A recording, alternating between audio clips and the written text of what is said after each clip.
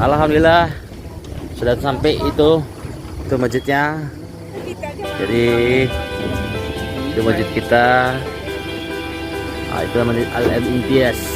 Alhamdulillah ini kami sudah sampai. Nah, itu kita lagi mau turun nih, guys. Oke.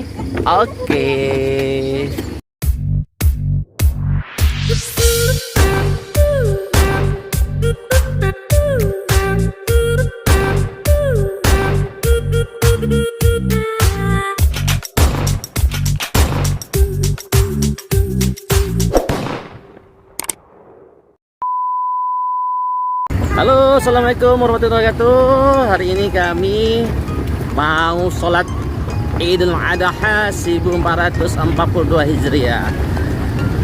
Uniknya, biasanya kami jalan kaki saja, tapi ini hari naik mobil karena Idul Adha di rumah daripada orang tua kami.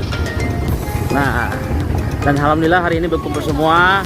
Itu Ustadz Samsul, itu Ustadz Noval.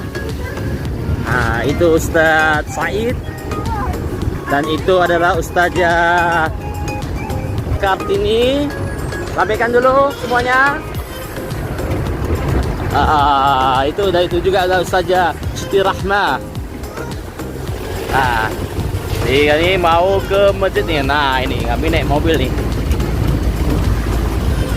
Nah, jadi beginilah kondisinya Idul Adha.